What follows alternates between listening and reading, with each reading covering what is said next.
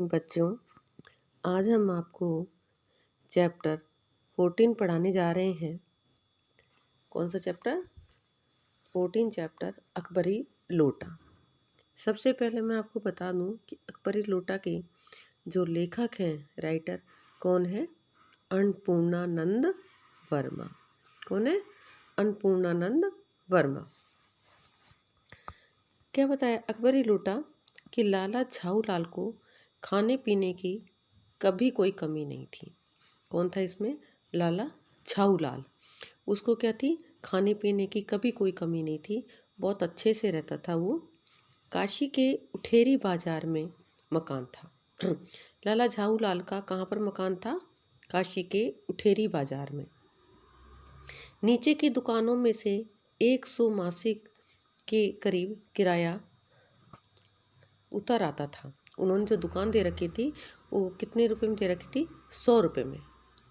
अच्छा खाते थे, अच्छा पहनते थे, पर 250 रुपये तो एक साथ आँख सेकने के लिए भी नहीं मिलते थे। कितने रुपए? 250 रुपये उन्होंने कभी एक साथ नहीं देखे थे। इसलिए जब उनकी पत्नी ने एक दिन एकाएक 250 रुपये की मांग करी, जब उनकी पत्नी थी उन्होंने क्या कहा था कि मुझे 250 रुपये चाहिए। जब उन्होंने 250 रुपये की मांग पेश की तब उनका जी एक बार जोर से सनसनाया और फिर बैठ गया। उनकी यह दशा देखकर पत्नी ने कहा, डरिए मत, आप देने में असमर्थ हो तो मैं अपने भाई से मांग लूँ। उनकी पत्नी ने क्या कहा कि अगर आप 250 रुपये नहीं दे सकते हो तो आप डरो मत, परेशान मत हो, मैं अपने भाई से मांग लेती हूँ। लाला झाऊलाल तिलमिला उठे। तिलमिला उठे ने उनको गुस्सा आ गया। उन्होंने रौब के साथ कहा, क्या कहा उन्होंने?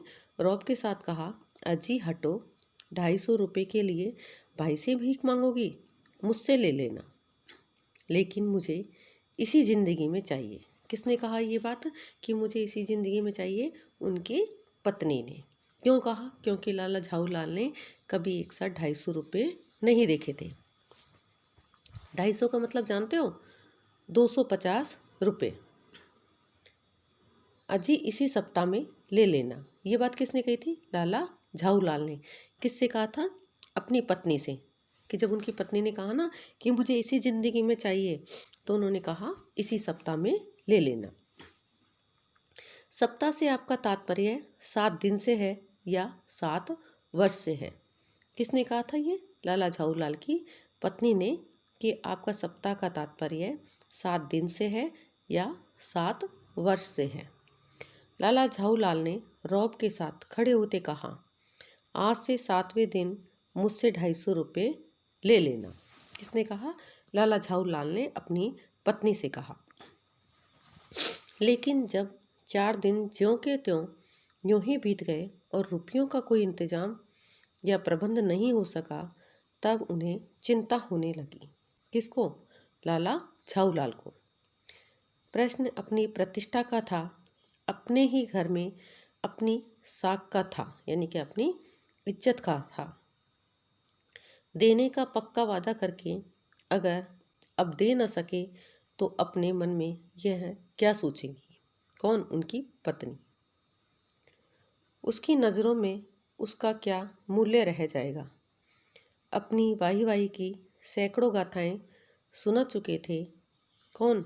लाला झाऊलाल। अब जो एक काम पड़ा तो चारों खाने चित्त हो रही हैं। यह पहली बार उसने मुंह खोलकर कुछ रुपयों का सवाल किया था। इस समय अगर दुम दबाकर निकल भागते हैं तो फिर उसे क्या मुंह दिखाएंगे? कि अगर वह भाग गए, रुपए दे नहीं सके, तो वह अपनी पत्नी को क्या मुंह दिखाएंगे? खैर, एक दिन और बीता। 5वें दिन घबराकर उन्होंने पंडित बिलवासी मिश्र को अपनी विपदा सुनाई। किसको सुनाई? लाला झाऊलाल ने पंडित बिलवासी मिश्र को विपदा यानी कि अपनी समस्या समझाई या सुनाई। संयोग कुछ ऐसा बिगड़ा था कि बिलवासी जी भी उस समय बिल्कुल क्या थे? खुक थे। खुक यानी कि उनके पास कुछ भी नहीं था। उन्होंने कहा, मेरे पास है तो नहीं, पर मैं कहीं से मांग जांच कर लाने की कोशिश करूँगा। उन्होंने क्या कहा कि मेरे पास पैसे तो नहीं है, पर फिर भी मैं कहीं ना कहीं से मांग जांच कर लाने की कोशिश करूँगा पूरी, और अगर मिल गया तो कल शाम को तुमसे मकान पर मिलूँगा। क्या कहकर चले गए थे कि अगर मुझे पैसे मिल जाएंगे तो मैं कल शाम को आकर तुमसे मकान पर मिल लूँगा। वही शाम आज थी। हफ्ते का दिन था। कल 250 रुपये का या तो 250 रुपये गिना देना या सारी हैकड़ी के से हाथ धोना है। यह सच है कि कल रुपया न आने पर उनकी स्त्री उन्हें डामल फांसी न कर देगी, केवल जरा सा हंस देगी। मतलब कुछ कहेगी कुछ नहीं, पर वो मुस्कुराहट से ये सब कुछ कह देगी। पर वह कैसी हंसी होगी, कल्पना मात्र से झाऊलाल में मरोड़े पैदा हो जाती थी। आज शाम को पंडित भिलवासी को आना था। यदि न आए तो, या कहाँ रुपयों का प्रबंध न कर सके तो फिर क्या होगा। इसी उधेड़ बुन में पड़े लाला झाऊलाल छत पर टहल रहे थे। कहाँ टहल रहे थे? छत पर। वो सोच रहे थे कि पैसा आएगा नहीं आएगा, पंडित बिलवासी आएंगे नहीं आएंगे, मेरी पत्नी क्या कहेगी। कुछ प्यास मालूम हुई। उन्होंने नौकर को आवाज़ दी। नौकर नहीं था। खुद उनकी पत्नी पानी लेकर आई। वह पानी तो जरूर लाई, पर गिलास लाना भूल गई थी। कौन? लाला झाऊलाल की पत्नी। केवल लोटे में पानी लिए वह प्रकट हुई। फिर लोटा भी संयोग से वह जो अपनी बेढंगी सूरत के कारण लाला झाऊलाल को सदा से नापसंद था। तो क्या 1-2 साल का ही बनाकर कुछ ऐसी गड़न उस लोटे की थी कि उसका बाप डमरू माँ चिलम रही होगी। किसके बारे में कहा है ये? लोटे के बारे में। लाला ने लोटा ले लिया, बोले कुछ नहीं। अपनी पत्नी का अदब मानते थे, मानना ही चाहिए। इसी को क्या कहते हैं? सभ्यता कहते हैं। जो पति अपनी पत्नी का न हुआ, वह पति कैसा। फिर उन्होंने यह भी सोचा कि लोटे में पानी दे तब भी गनीमत है। अभी अगर चूँ कर देता हूँ तो बाल्टी में भोजन मिलेगा। कि अगर अभी उन्होंने कुछ कह दिया तो किस में मिलेगा? बाल्टी में। तब क्या करना बाकी रह जाएगा। लाला अपना गुस्सा पीकर पानी पीने लगे।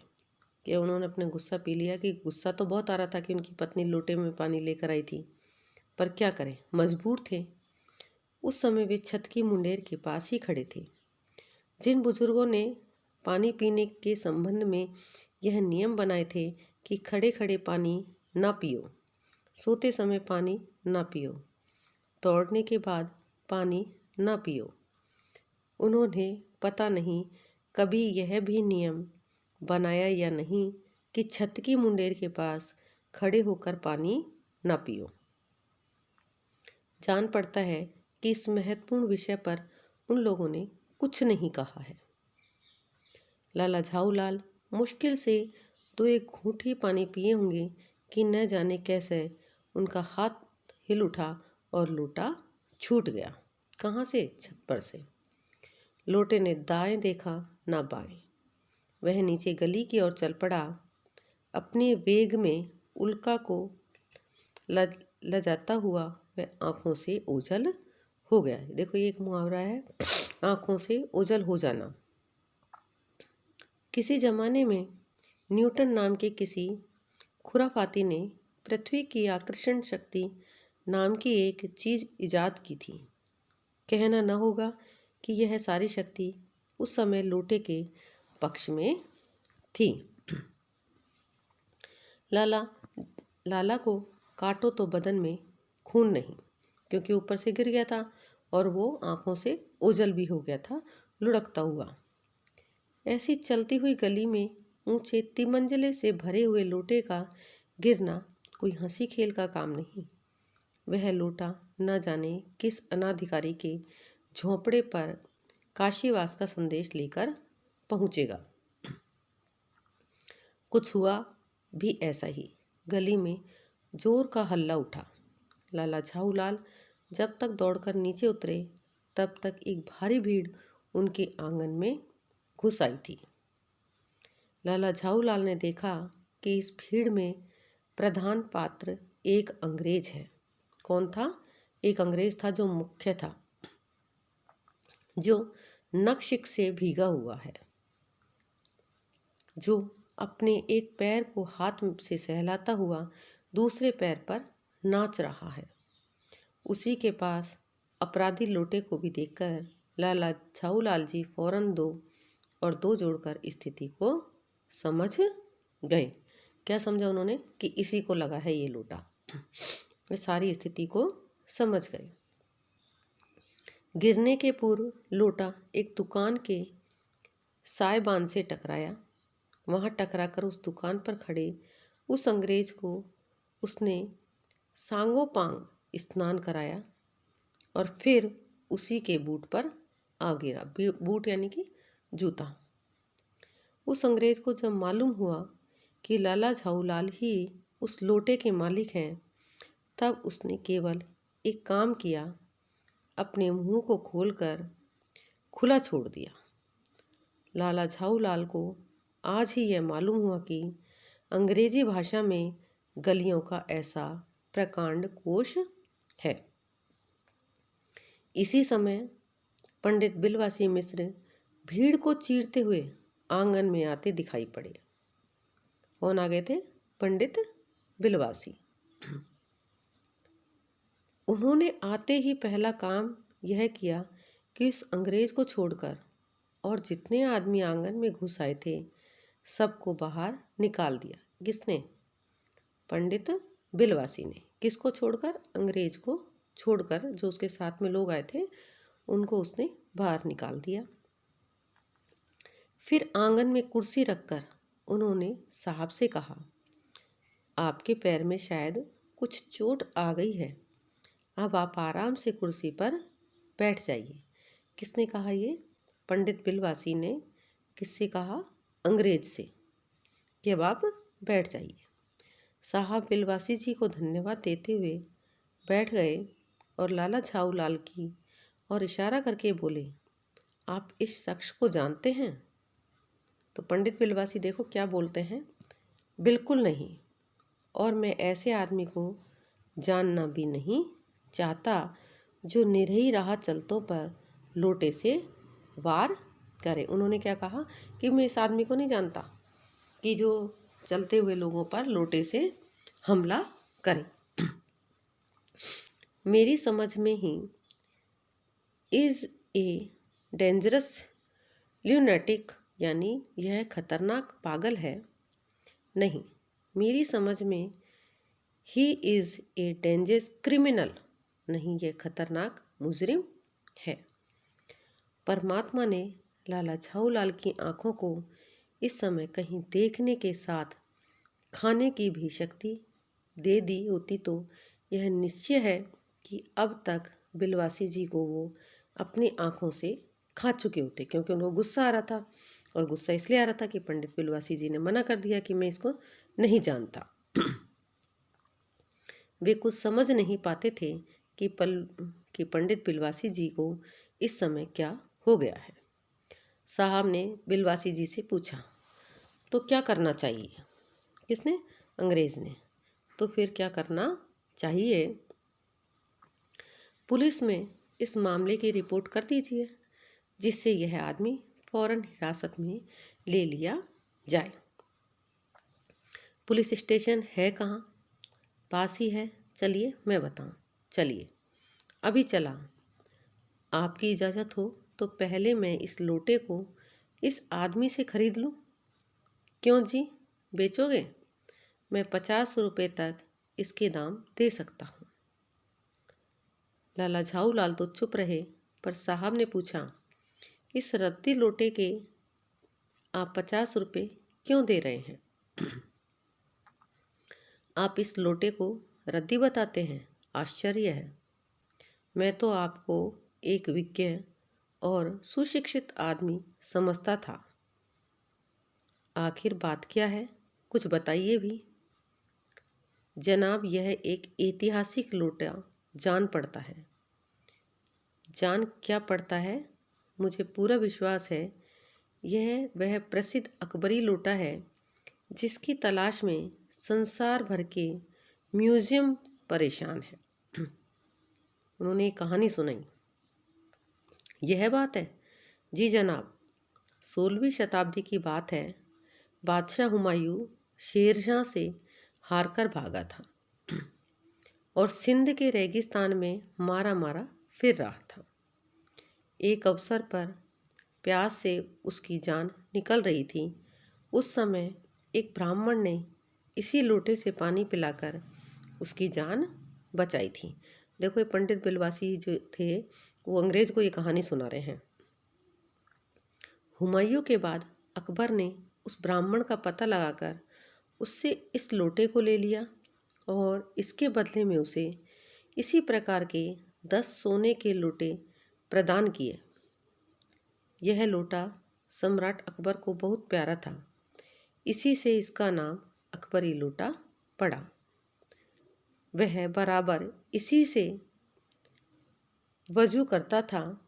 सन 57 यानी 57 तक इसके शाही घराने में रहने का पता है, पर इसके बाद लापता हो गया। कलकत्ता के म्यूज़ियम में इसका प्लास्टर का मॉडल रखा हुआ है। पता नहीं यह लोटा इस आदमी के पास कैसे आया। म्यूज़ियम वालों को पता चले तो फैंसी दाम देकर खरीद ले जाएं।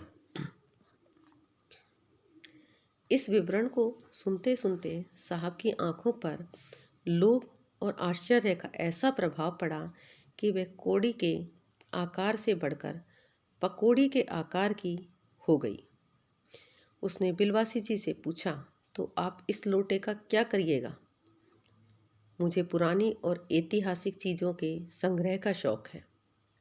मुझे भी पुरानी और ऐतिहासिक चीज़ों के संग्रह करने का शौक है। जिस समय यह लोटा मेरे ऊपर गिरा था उस समय मैं यही कर रहा था। उस दुकान से पीतल की कुछ पुरानी मूर्तियां खरीद रहा था। कौन? अंग्रेज। मुझे भी पुरानी और ऐतिहासिक चीज़ों के संग्रह का शौक है। जिस समय यह लोटा मेरे ऊपर गिरा था उस समय क्या कर रहा था? वो मूर्ति खरीद रहा था। जो कुछ भी हो, लोटा मैं ही खरीदूंगा। वाह, आप कैसे खरीदेंगे? मैं खरीदूंगा, यह मेरा हक है। हक है? ज़रूर हक है। यह बताइए कि उस लोटे के पानी से आपने स्नान किया या मैंने?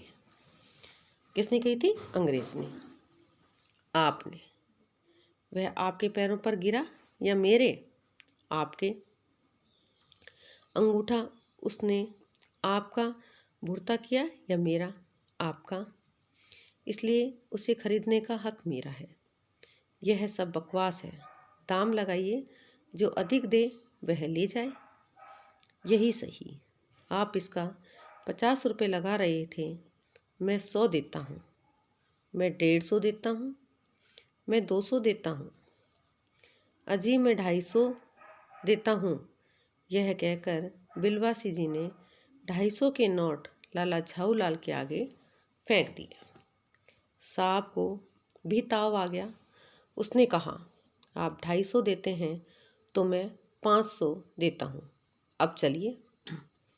बिलवासी जी अफसोस के साथ अपने रुपए उठाने लगे, मानो अपनी आशाओं की लाश उठा रहे हों। साहब की ओर देखकर उन्होंने कहा, लोटा आपका हुआ, ले जाइए। मेरे पास 250 से अधिक नहीं है। यह सुनना था कि साहब के चेहरे पर प्रसन्नता की कूंची गिर गई। उसने झपट कर लोटा लिया और बोला, अब मैं हंसता हुआ अपने देश लौटूंगा। मेजर डगलस की डींग सुनते सुनते मेरे कान पक गए थे। मेजर डगलस कौन है? मेजर डगलस मेरे पड़ोसी हैं। पुरानी चीज़ों के संग्रह करने में मेरी उनकी होड़ रहती है। गत वर्ष वे हिंदुस्तान आए थे और यहाँ से जहांगीरी अंडा ले गए थे। जहांगीरी अंडा? हाँ, जहांगीरी अंडा। मेजर डगलस ने समझ रखा था कि हिंदुस्तान से वे ही अच्छी चीज़ें ले सकते हैं, पर जहांगीर अंडा है क्या? आप जानते हो कि एक कबूतर ने नूरजहां से जहांगीर का प्रेम कराया था। जहांगीर के पूछने पर कि मेरा एक कबूतर तुमने कैसे उड़ जाने दिया, नूरजहां ने उसने दूसरे कबूतर को उड़ाकर बताया था कि ऐसे। उसने इस भोलेपन पर जहांगीर दिलो जान से न्यौछावर हो गया। उसी क्षण से उसने अपने को नूरजहां के हाथ कर दिया।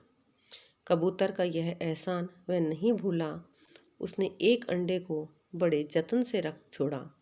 एक बिल्लोर की हांडी में वह उसके सामने टंगा रहता था। बाद में वही अंडा जहांगीरी अंडा के नाम से प्रसिद्ध हुआ। उसी को मेजर डगलस ने पारसाल दिल्ली में एक मुसलमान सज्जन से 300 रुपये में खरीदा। यह बात? हाँ हाँ, पर अब मेरे आगे दून की नहीं ले सकते। मेरा अकबरी लोटा उनके जहांगीरी अंडे से भी एक पुश्त पुराना है। इस रिश्ते से तो आपका लोटा उस अंडे का कौन है? बाप हुआ। साहब ने लाला झाऊलाल को 500 रुपये देकर अपनी राह ली। लाला झाऊलाल का चेहरा इस समय देखते बनता था। जान पड़ता था कि मुंह पर 6 दिन की बड़ी हुई दाढ़ी का एक एक बाल मारे प्रसन्नता से लहरा रहा था। उन्होंने पूछा, बिलवासी जी मेरे लिए 250 रुपये से लेकर आए हैं, पर आपके पास तो थे नहीं। इस भेद को मेरे सिवाय मेरा ईश्वर ही जानता है। आप उसी से पूछ लीजिए, मैं नहीं बताऊंगा। पर आप चले कहाँ? अभी मुझे आपसे काम है 2 घंटे तक। 2 घंटे तक? हाँ, और क्या। अभी भी आपकी पीठ ठोक कर शाबाशी दूंगा। 1 घंटा इसमें लगेगा, फिर गले लगाकर धन्यवाद दूंगा। 1 घंटा इसमें भी लग जाएगा।